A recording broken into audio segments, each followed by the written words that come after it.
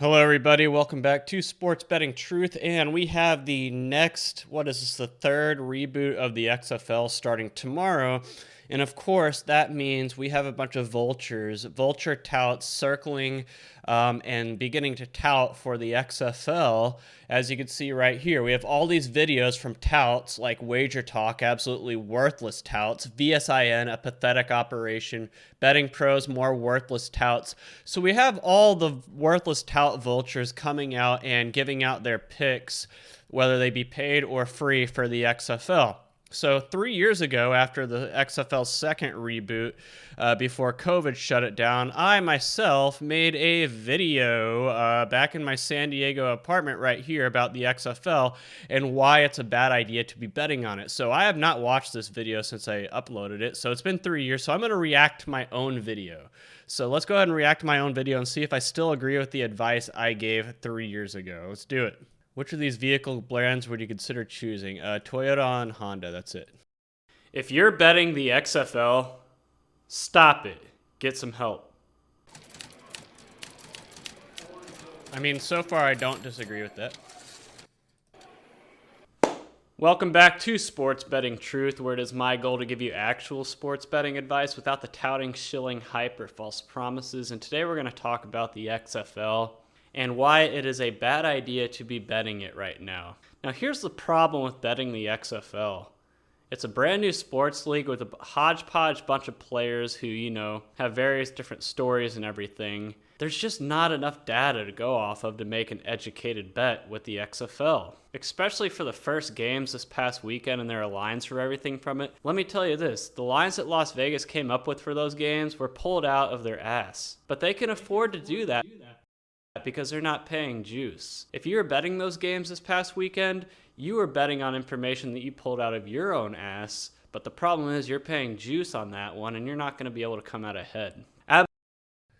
So yeah, I mean, if I was going to make a video about XFL betting today and having never made this video before, that's exactly what I would say. I would be like, they have absolutely no data whatsoever to go off of to create lines, and therefore any of these tout vulture grifters out there trying to give you XFL picks are doing the same. Like, what data are you going off of to make any kind of educated bet? I'm not even talking about a model. I'm talking about any data whatsoever that exists about the XFL right now.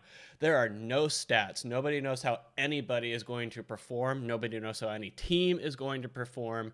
I mean, so anything related to XFL betting is going to be pulled straight from the rectum of whoever's doing it, whether it be the tout or the odds makers. But here's the deal. The odds makers can afford to just pull the lines out of their rear end because they don't have juice to beat. As long as they get balanced action on both sides, they don't really care if their odds are accurate or not. And so you're a sucker, not only if you're listening to touts about the XFL right now, but you're a sucker if you're betting the XFL. I mean, absolutely nothing to go off of. Total coin flips.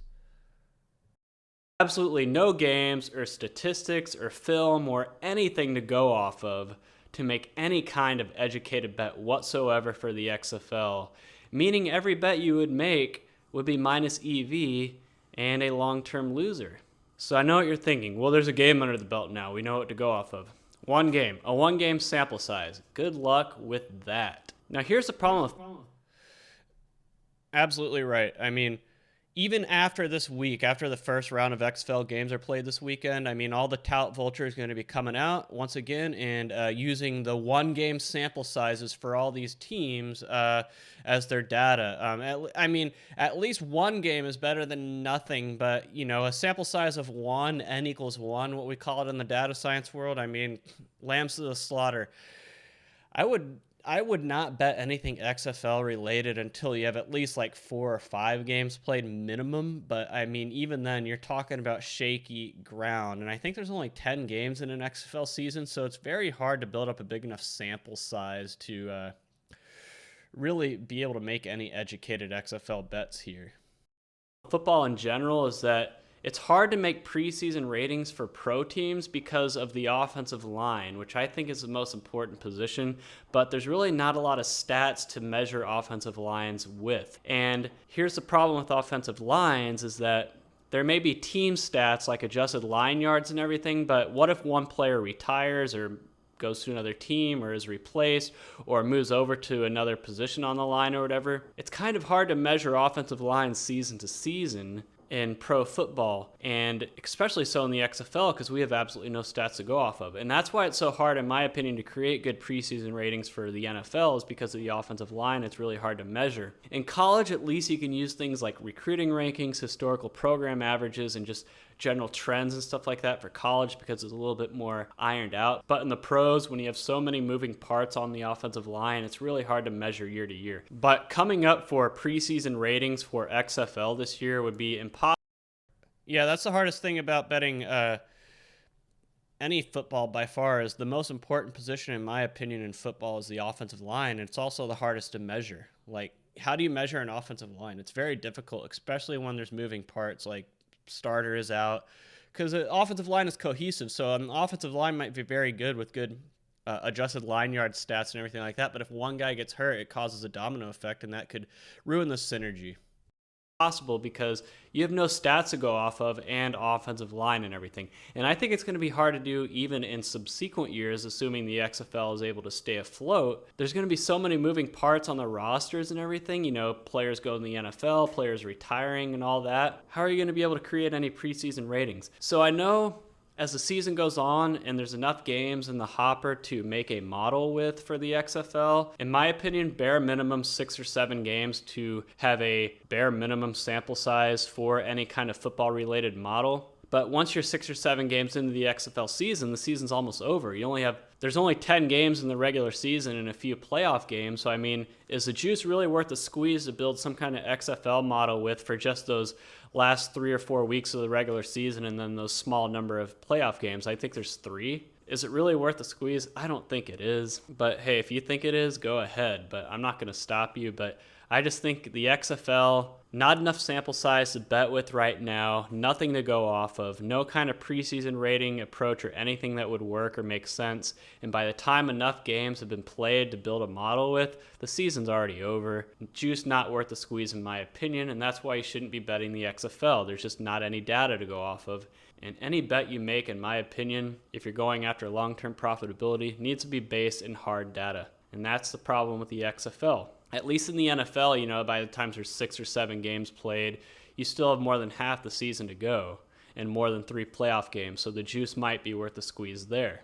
But the XFL, too short of a season, rosters are too fluid, no easy way to build ratings off of. And not just that, but rule changes as well. The XFL is playing by a not completely different set of rules, but a different set of rules than the NFL does, so we don't even know the impacts of any of that either. So it's just too unstable to make bets on right now.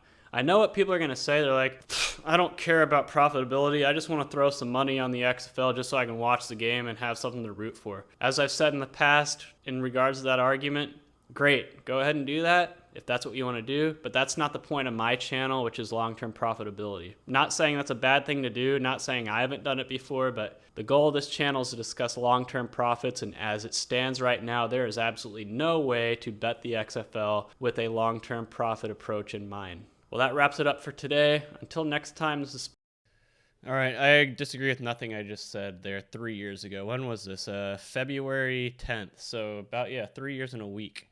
So looking at some of the comments before I move on, there's one comment right here made by Mr. Objective Observer. He says, small sample size and no data means the handicappers can make mistakes too when making the line. There's money to be made in XFL betting. So I replied to this. I don't remember what I replied again 3 years ago, but my reply to that right now is going to be, how do you know if mistakes are made? How can you quantify when mistakes are made? You have no data. So the way you quantify a mistake being made is with data, but without data, how can you do that? What was my reply? But without any data, not enough data to go off of, how are you going to be able to identify those mistakes? You can't. Books can afford to make mistakes. They aren't the ones paying the juice. Yep. I completely agree with that. All right. So that's why you shouldn't be betting on XFL, guys. Don't. No data to go off of. Any bet you make is going to be a pure coin flip. So let me go back to these XFL betting grifting videos from the search results. So these don't have a lot of views, but I'm still going to call them out. I'm calling these out. I'm calling these touts out. These touts who think that they can grift people with their XFL betting advice and betting picks is just pathetic. Absolutely pathetic. I'm sorry. That is a grift of all grifts. There is no bigger grift than XFL betting right now. So keep that in mind, guys. That's all I have to say about that. Don't bet the XFL. I mean, bet the XFL if you want to. Just realize that any bet you make is going to be a pure coin flip, and it's got to be for entertainment purposes only. Don't actually try to go into the XFL some long-term profit strategy. It ain't going to work. Anyway, you've been watching Sports Betting Truth. Grift-free sports betting advice here. No grifting, no swindling, no lying, just the truth. Anyway, that wraps it up. I will see you guys later.